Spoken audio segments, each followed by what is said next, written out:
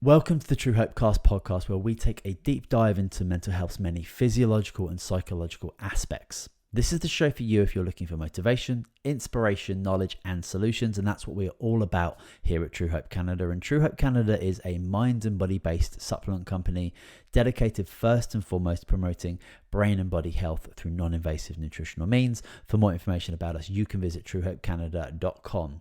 Today, I welcome neurology nurse practitioner Kelly Tuttle. Kelly joined the Head Injury Survivors Club in 2015, the night another car pulled in front of her as she was driving. It wasn't until 3 months later, though, that she realized that something was seriously wrong. Kelly's traumatic brain injury, or TBI, marked the beginning of a new life and a personal journey of self-rediscovery. Kelly wants TBI patients to know that there is hope. She got better and they can too. Today, we're going to be discussing TBIs and strategies that people can use to start supporting brain healing. Enjoy the show. Okay, Kelly, hi. Welcome to True Hope Cast. Thank you for being with me today. You've got your festive outfit on. You're looking good. You're certainly making me look a lot less festive with that bright red jacket on. But how are you? What is going well? I am doing good, Simon. Thank you so much for having me on. I'm really excited to be here to talk to you and your listeners. Excellent. Well, let's just jump into it. Can you just let us know who you are and what it is that you do, please? Well, I'm Kelly Tuttle. I'm a neurology nurse practitioner, and I'm also a traumatic brain injury survivor. Okay, interesting. Well, it's so cool that so many of people's what ends up being their career and their passions and their drives, it always comes from a place of personal experience, and I find that so fascinating because it's a big indicator of how the worst thing that could ever happen to you could be the best thing. It could be the biggest lesson that you ever have, and it ultimately defines you and creates such positive things in the future. So would you be interested to tell us a little bit more about that kind of like that birth of that story? Oh, yeah, definitely.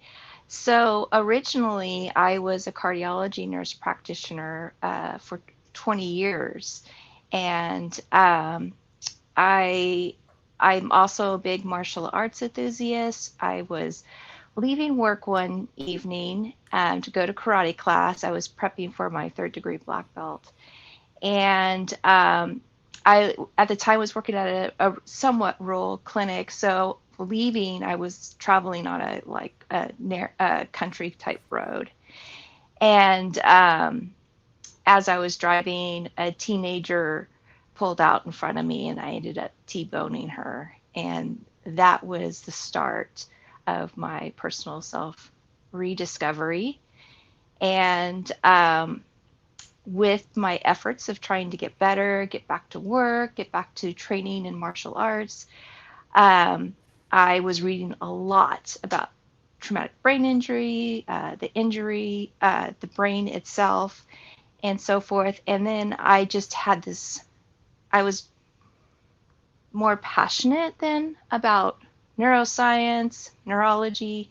So I was on a deck talking to a girlfriend of mine one day, and I was telling, and she was asking me, "Well, how are you doing? How's your recovery going?" And I was telling her, "Oh man, I'm reading all these books. I'm trying to learn as much as I can because I really want to get better and get better as fast as I can." And she goes, you really should think about going into neurology because you would be more of a compassionate provider because you've been there, done that, basically. And I hadn't even thought about it until she said that. And I got so excited. I ended up staying up all night looking up ways to become a neurology nurse practitioner.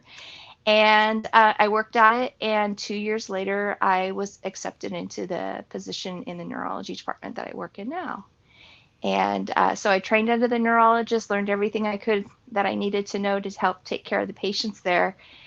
And the same friend um, said, "You should write a book."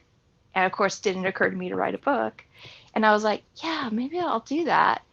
And as I was practicing as a nurse practitioner, I was finding that people were struggling with the same thing I was struggling with to get better. And that was just finding out how to get better. That it just seems like at the time for me, it seemed like the information was really scattered and widespread. And I had to spend a lot of energy to find those nuggets that worked best for me. And with my friends saying, hey, you should write a book, I thought, yeah, I'd like to write a book. I would like to write a book that really focuses on how to get back to work, how to keep studying while recovering from a brain injury. And I wanted it all in one little spot for whoever needed it to find it and use it in their recovery. Interesting. So being specialized in cardiology and then shifting that over to neurology, obviously with conventional medicine, we have specializations in different areas of the body, which is very valuable. Was that a difficult transition? Like, were you seeing similar things in neurology? Obviously, you're seeing patients who are coming in with a problem, right? That's obviously a connection there. But like in regards to like the different parts of the body, were you seeing any connections there? And was it an easy transition? I would not say it was an easy transition. I would say that it was helped by the fact that I was seriously goal driven and it was something I wanted to do. And at the time when I took the job, I was still recovering from my brain injury. And um, it was, I still had the memory issues, the focus, and the intention. And so I had to develop tools and strategies to help me put all that overwhelming information that I was getting from the neurologist and organize it in a way that I could reference it quickly when I needed it, when my patients needed it. But I loved the subject. I loved the patients. I could totally understand where they were coming from and kind of dealing with. And because of that, I was able to make connections with them. And that really supported my efforts to continue to be a better neurology nurse practitioner and more knowledgeable as the years passed.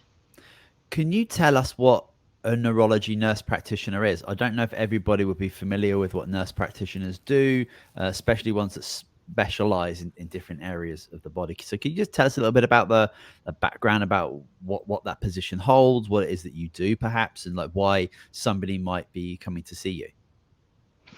Yes. So, a nurse practitioner is a registered nurse that goes back for additional education. It could be a master's degree to doctorate level. Um, and you learn how to bridge nursing and medicine. And what I tell a lot of my patients, the difference between a physician and a nurse practitioner is that the physicians learn a lot about disease processes, diseases, and treatments. And nurses go to school, we learn how to help the patient live with that disease. Interesting. So it's very much a knowledge based communication, like certainly like a middle ground, but obviously being able to support those people specifically with a TBI. What's the say if I'm playing soccer, or if I'm in a car accident, like I hit my head. Obviously, there are different degrees and severity of a particular injury, but what would classify as a traumatic brain injury? Therefore, somebody coming to see you. Yes, that's a really good question. And a lot of patients are left to wonder if they have a concussion or a traumatic brain injury.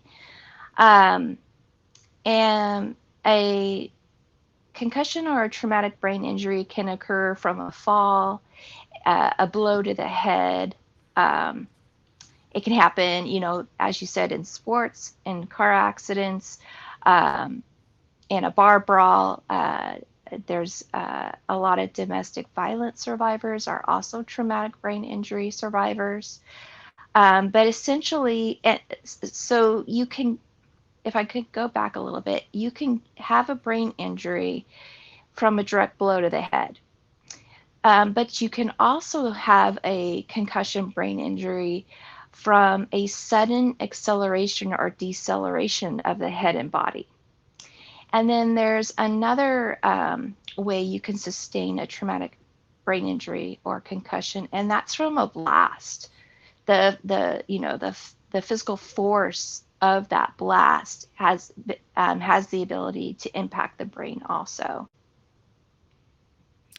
Interesting. Yeah, that's cool. I mean, it's very important to obviously, and probably quite tricky to be able to figure out, like, you've had a head injury, and I'm sure even if people are having car accidents and sports injuries, every incident is going to be completely different, especially when it comes, well, in all of those situations, I suppose, right? What they're hitting their head against, how fast, etc., etc. And obviously, I'm sure, like, taking into consideration like your actual like bone density in your skull is probably like something that you need to look into as well. So many complex parameters in regards to how bad it is for you. And obviously we all experience pain and trauma, be that physical or psychological, in different ways as well. So like your perception of what's happening inside of your brain and within your body is going to be different for each individual as well. So it's going to be unbelievably complex to kind of help a patient kind of like through that.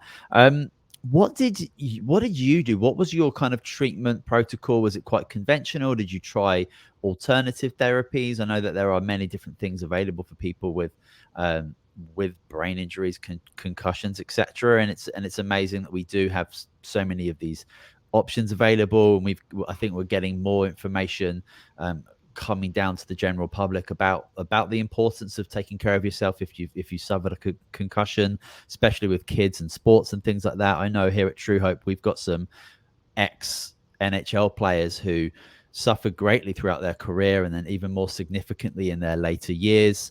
And some of our products have like brought people back from the darkness of deep dark depression due to constant chronic concussions, that they could have multiple concussions in one game, like rather than taking 6 months off from the sport, they might be taking 2 minutes off from the ice. So it's serious. It's something that's getting more and more attention, which is wonderful, which means more funding is going to go into the research, more awareness, more amazing people like you that are stepping into that field. So yeah, just like back to my initial question, what did you do, and was it like a conventional approach? Um, there really isn't a conventional approach. The researchers are trying to chisel that out, but there are no like specific guidelines. And what I've seen and what I've heard from my patients and seen from my own experience is that it's basically you have to seek out care based on your symptoms. And because, like you said earlier, the brain is so complex, I often tell my patients that they may have to see several specialists or therapists to get the care that they need, because not one not one provider or specialty can encompass all the care the brain needs. And so with my patients in neurology, they come to me, and anything that has to do with the brain, they ask me about, and they think, oh, the neurologist should help me. And myself as a patient, I saw a neurologist, and the neurologists, general neurologists that I practice with, really deal with brain diseases such as epilepsy, multiple sclerosis, and Parkinson's.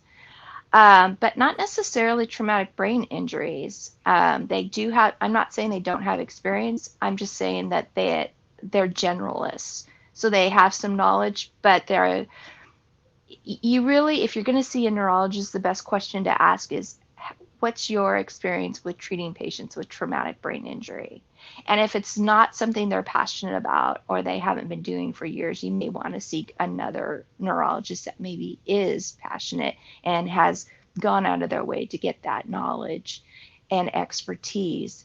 But there's psychiatrists, there's psychologists, there's behavioral optometrists, there's behavioral neurologists.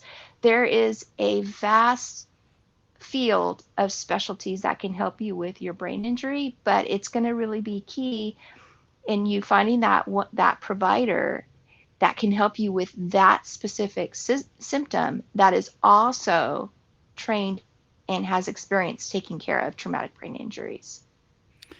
Yeah, it makes me think about it makes me think about the symptoms of TBI and how that may be different for different people, whether there are common symptoms for different people. I think about the actual, obviously, the impact of that area of the body that is obviously protected by bone, but um, if I have like a muscle injury playing soccer, like genuinely, like the pain is very local. It could be like numbing. It could be on a scale of like discomfort or pain itself. But then we're talking about the brain, and obviously it's made up of specific types of matter, but we have different parts of the brain doing different processes. So like I getting cracked on the head in one area or another, would that affect different symptoms within me because obviously the brain has different functions? Or is it just like, are there very common symptoms that like most people will experience with a TBI? I would say that there are some general common symptoms, but it does depend on the impact. Where the head is hit can affect the symptoms. Like, for instance, I had a patient who was struck in the back of the head, and her difficulty was with dizziness and balance. Um, I have read that if you're struck on the crown of the head, the parietal area, you could have difficulty with your visual processing and reading. But just because you're hit on a specific part of the brain, if you think of the brain in the skull, it's kind of like a jelly. It's like a mold of jelly, and it jiggles, with the impact, right? So just because you're hit in one specific area doesn't mean it's not going to affect a process that's on the other side of the brain or on the bottom of the brain versus the top of the brain. It's really kind of a cascading effect. And it happens at the cellular level where the nerves are connected by dendrites and axons, and those actually get sheared with the injury. They get torn off. And then with that damage, then you have like this biochemical cascade that spills out in those areas of the brain. And that's why you get more of this kind of generalized um, difficulty with cognition and physical symptoms with visual problems and hearing and balance. It's just like this general kind of, like, the pun is intended, general blow to the head, and Hmm. you know it, some cells get affected or all of them, and it's all different with everyone. And the other thing I'd like to say is that you do not have to be knocked out. You do not have to lose consciousness to have suffered a concussion or a traumatic brain injury. And you do not need to be in a coma in a hospital intensive care unit to have suffered a concussion or a brain injury. You could have a mild head injury and it can have just as much havoc on your life than someone who has had a hospitalization with a coma. Everyone's different and everyone's recovery is different. And I always tell my patients, your recovery is going to be as unique as your personality. Yeah, and I think that's a really important expectation to put over to a patient, because they might research things, they could read 100 books on the recovery, and that picture just won't be the same for them. So I think that's Mm-hmm. probably a really important thing to get across probably early in the treatment process. In your experience of treating different people, I just think about let's just say like a top athlete gets a muscle injury. Their recovery is most likely going to be significantly better, not always, but probably significantly better than somebody that just like is not an athlete, who's doesn't exercise or whatever, obviously due to many factors, be that genetics, or just the fact that their body is, they're not probably not eating as much, like let's say fast food. They're eating well, they're exercising frequently, so their body is actually used to turning their good food into kind of like good ingredients to produce different tissues and cells, organ systems, etc. Have you seen that recovery process be different for different types of people? I don't have enough clinical patients to be able to say for traumatic brain injury that I see a difference like in nutrition and things like that. But what I can say in my general practice, like if I included my patients with Parkinson's and multiple sclerosis and epilepsy and my brain injury patients, the ones that eat the healthiest diet and that are active, exercising, they have a better quality of life than those who eat more processed foods and live a more sedentary life. So, nutrition and exercise and sleep are very important um, lifestyles. Uh, I'm sorry, lost my what I wanted to say. They're important lifestyle found that creates the foundation of your recovery. Yeah. Yeah, I think that goes for kind of any injury, I suppose, because I think about what I put in my body and what I don't put in my body now at like, I'm 38, but I'm thinking about when I'm 60, 70, and 80, I'll be more susceptible to other types of health concerns. I think about putting my body in the position to deal with that better like now. So it's kind of used to, it's used to healing, it's used to getting good sleep, it's used to moving around. So that's just kind of like how I think about things. But obviously until you actually like maybe like have an injury or something, we're not actually thinking about the recovery of being injured. But that's kind of like I don't know, self strategy that I want to have. I just don't want to, I think about the two young kids that I've got and if I get a back injury or something, then my wife's got to pick up all of my slack. And that's just like not something I don't really want to happen. So there are some things that I can do. Like, I take care when I walk outside in the ice because I don't want to slip, hurt myself, because it's not just me that's going to suffer from it. So True. it's interesting that we can take those type of strategies in our everyday life to maybe counteract some of the things that can happen to us, because you just never know when you might get in a car accident, or you might slip on some ice, or your 3-year-old son cracks you over the head with a wooden toy. You just never know. I want to talk about the strategies that have worked for you. You mentioned diet, you mentioned exercise, you mentioned some other things there. And obviously everyone's treatment's going to be different. We could talk about supplementation, we could talk about other things that other people that could do, but like, what strategies have worked for you with TBI? And I wonder, now you've got all this experience, you've changed your field to be specific towards neurology. Would you have done anything different in your treatment protocol after your TBI?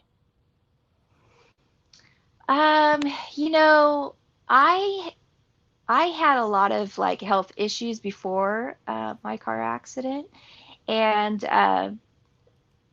I think fortunately I found the plant-based diet. I discovered it and embraced it, and I've been on a plant-based diet since 2013, and my car accident was in 2015, and I feel like my recovery would have been harder if I had not already had that foundation of exercising every as much as I was with my martial arts, and the plant-based diet. Because like I had said earlier, that after a head injury, there's this biochemical cascade as the cells break open, and then there's debris, and the immune system needs to go in and clean it all out. Well, with that there's inflammation, and so I believe the best nutrition is to eat something that is a low inflammatory diet.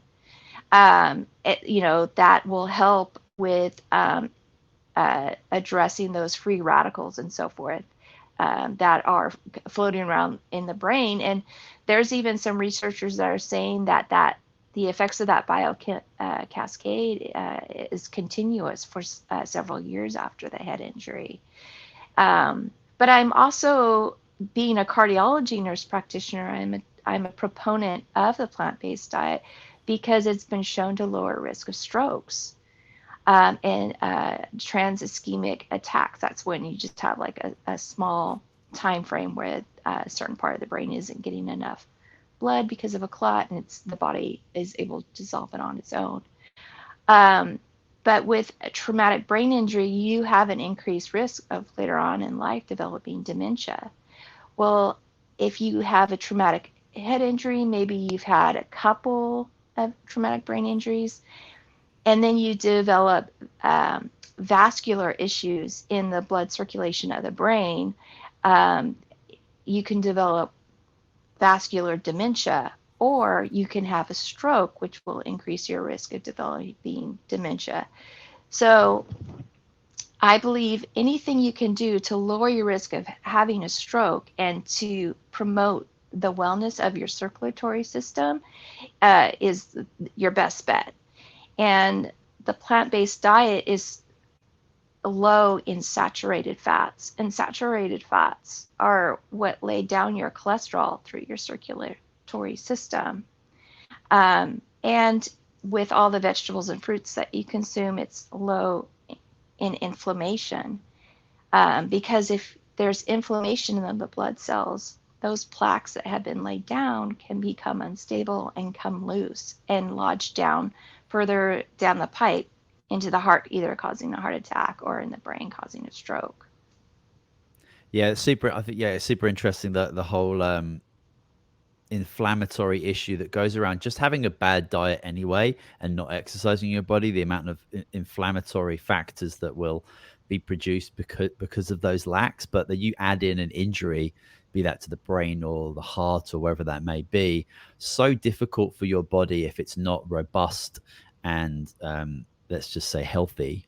um, Being able to clear that debris that you were talking about, yeah, exactly. If an area of the body is injured, even if you see your skin is bruised, it's broken blood cells happening. If it's in the brain, it'd be broken neurons, and your body to be able to create the space to create more of those to repair, it obviously has to clear that debris. And a lot of that debris is quite toxic to the body if it's not taken care of well, and if your body is not in an able state to be able to do that efficiently, literally getting it out of the body, and breaking it down into, let's say, into more harmful molecules, then yeah, it's going to linger, it's going to cause issues. And diet is such a huge factor. And I've tried every diet that there is during my nutritional training, and um, there are certainly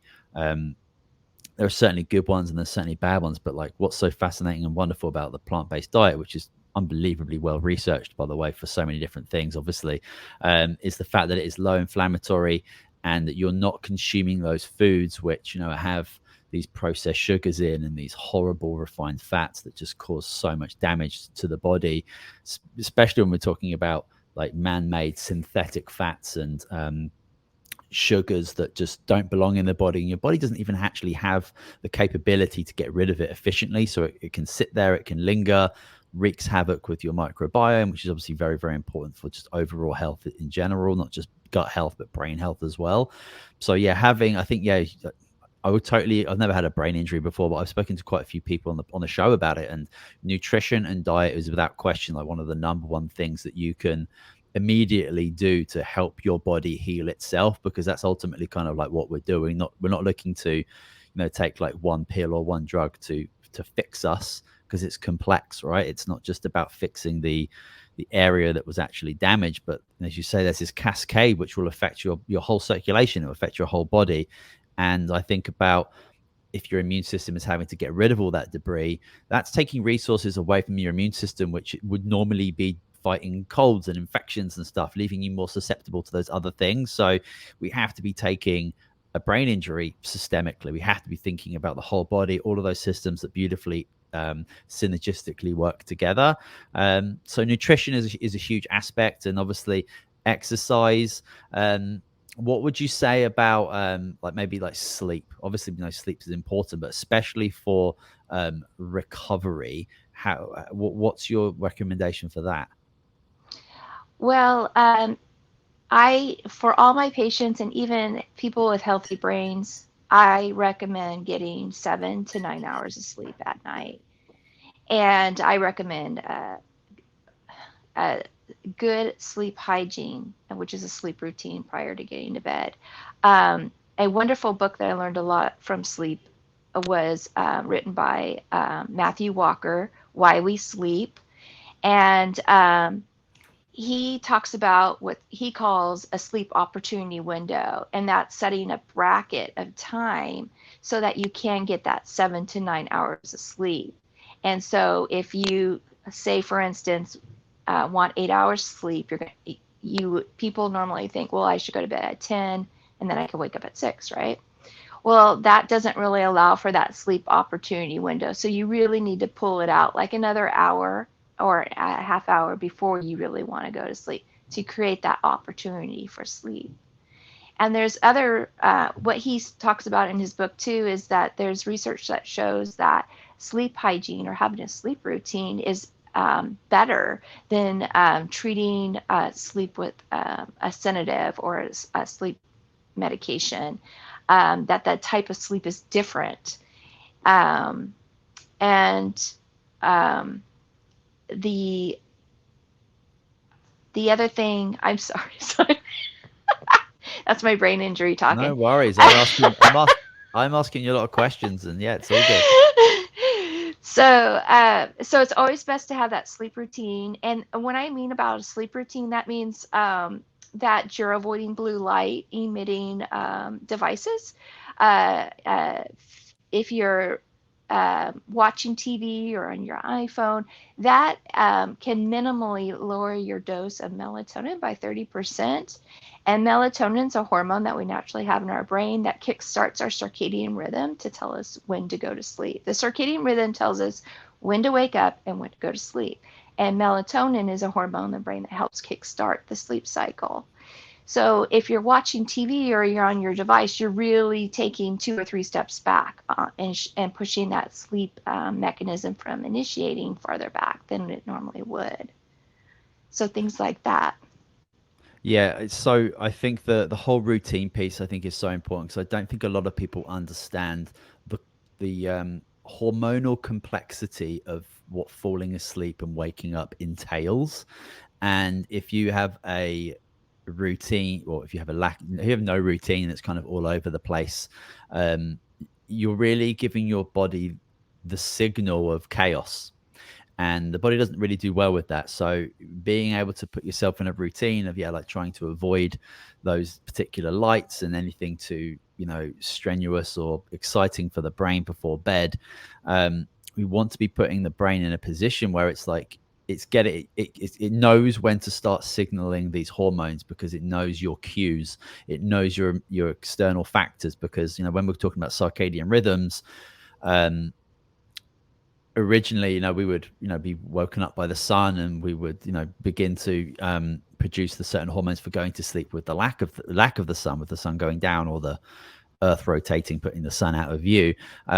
That's very, very important to recognize, because a lot of people probably don't understand that. And the fact that now we just like live indoors all of the time and we're not really outside that much, getting those cues from the external world is difficult. Not impossible, but very difficult, I suppose. And the more we can influence those external cues literally through our eyes, right? That's where this light picks up, right? It's so important and valuable that we do recognize that there's so much that we can do ourselves with our behaviors, even with our thoughts and emotions, I suppose, to help us sleep better.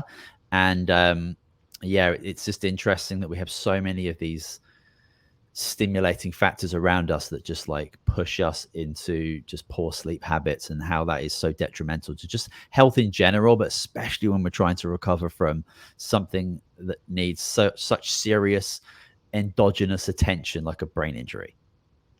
Correct. And a lot of times I tell my patients that sleep isn't a time that your brain goes to sleep. The sleep is when your brain goes to work. Mm. It is a brain function. And within that function are several things. When you sleep, your brain is modulating your emotions. So it's taking the stress that you experience during the day and it's softening the edges so you can process it better. And so then you have better mood modulation when you wake up the next day. The other thing it does is it clears out the brain, that increases the circulation to the brain. It opens up these vessels that absorb. They're kind of, it's like the lymph system, but it's in the brain. And the lymph system in the body is kind of like your gutters, your sewage. That a lot of the garbage your immune system collects, puts in there, and then it's washed away. Well, that happens every time you sleep too. You're cleaning out the gunk when you're going to sleep. The other thing that happens when you sleep is your brain uh, is developing memories.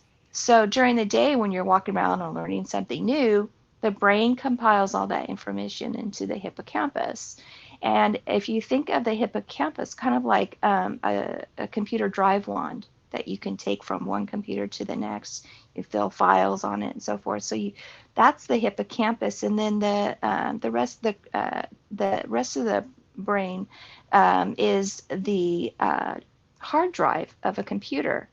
So if you sleep and you get that 7 to 9 hours sleep, that gives the hippocampus time to download all your memories and things that you want to remember and what you've learned into the cortex of your brain. If you don't give your brain that time to do that, the memories are going to stay on the hippocampus, on that hard drive. And over time, that hard drive is going to get overfilled. And what happens when that happens? Files get lost, they get deleted, and then you don't have a well-functioning memory. How have you seen supplementation fit into the role of brain injury recovery? I haven't really read anything specifically to brain injury recovery, not to say that it's not out there. I'm not the know-it-all, be-it-all. But I do recommend a vegan DHA supplement with omega-3 for my patients. And if my patients are on a plant-based diet, I do recommend supplementation with B12 because B12 is not naturally found in our vegetables and fruits and legumes and so forth. So you do need to have that monitored and checked. And then I do recommend melatonin for my patients who struggle with sleep or fragmented sleep. And fragmented sleep is like you're able to fall asleep really easily, but you wake up in the middle of the night and you can't go back to sleep. And then I'll recommend melatonin because what I have found with my patients, it actually kind of smooths that out a little bit, and so that the time that the patient's awake is decreased, and they're able to go back to sleep quicker than without the melatonin. I think that those are very good recommendations. Obviously, we're talking about symptom management, and we're also talking about giving your body what it needs to actually recover those cells and the building blocks of those neurons, especially like the myelin and all of those interesting things that are so important in regards to the signaling process. Do you, when you're speaking to people about I don't know if you do this, but I'll ask you anyway.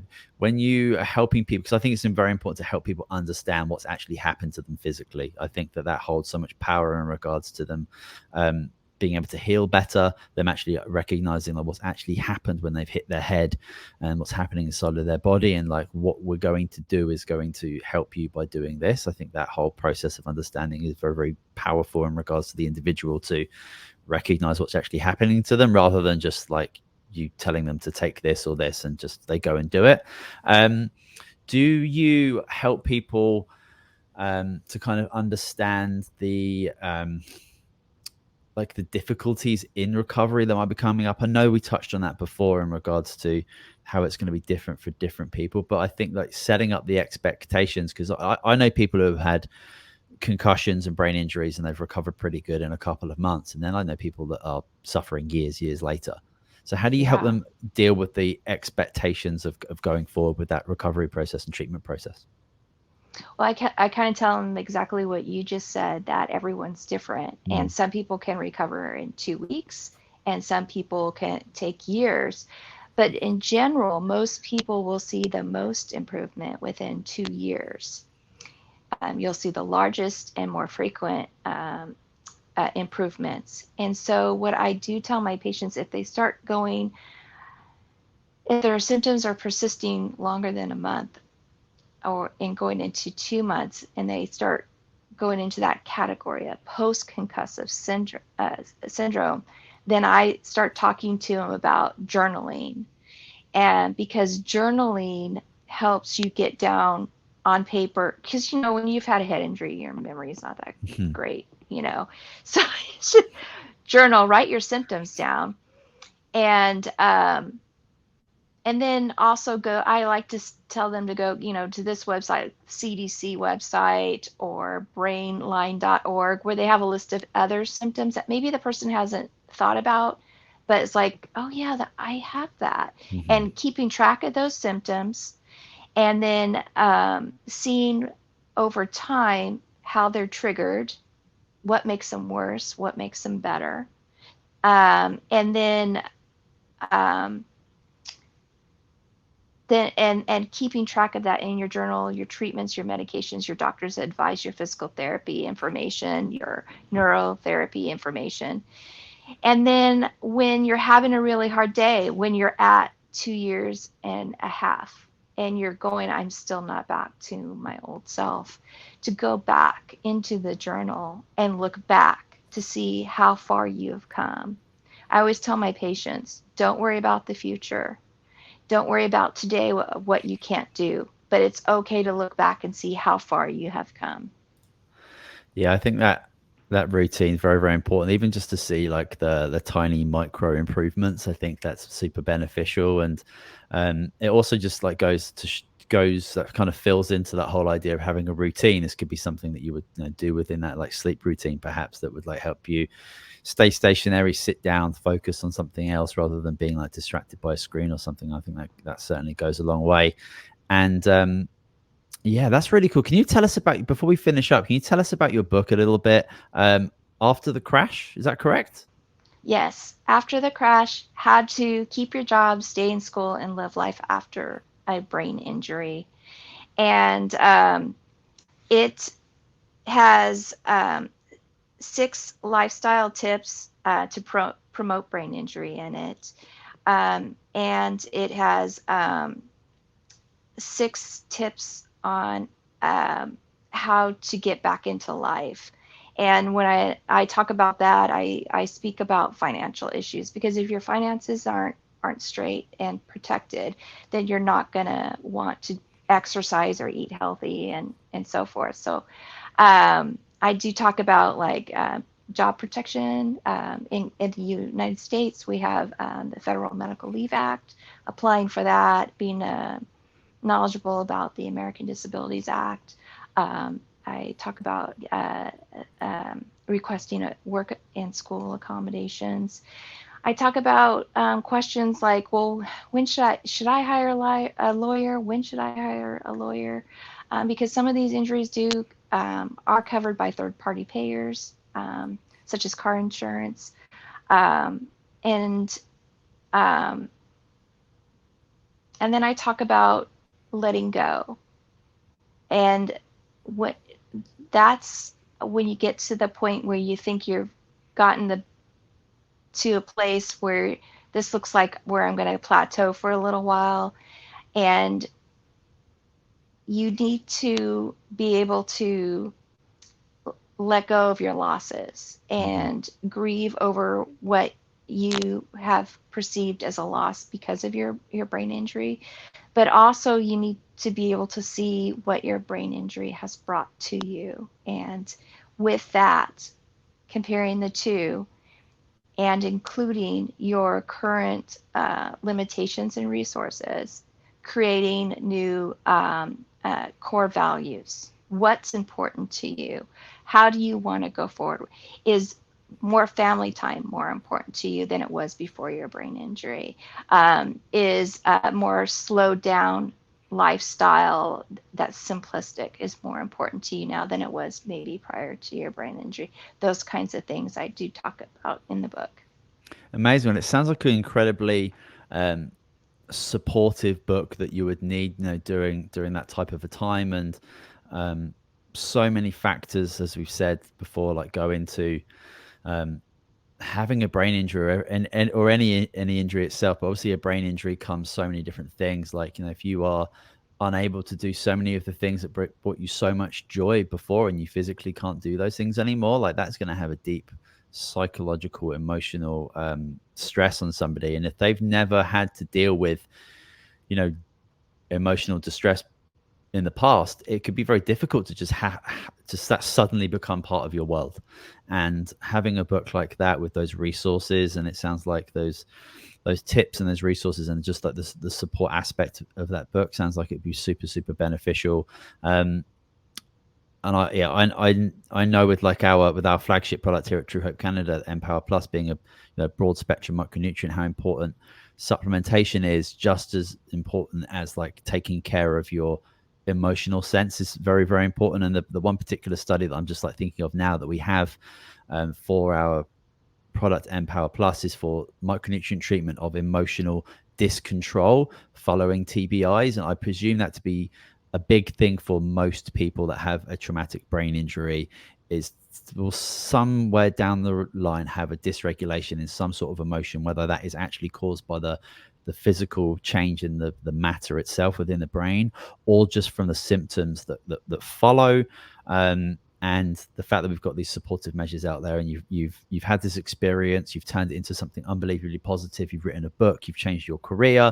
You're on my podcast. We're talking about this. This is just so unbelievably valuable, and I just really want to thank you so much for coming on the show and sharing this and sharing these resources. And if you just want to finish up and just let me know where I can send people to connect with you and maybe pick up the book, that would be great. Yes.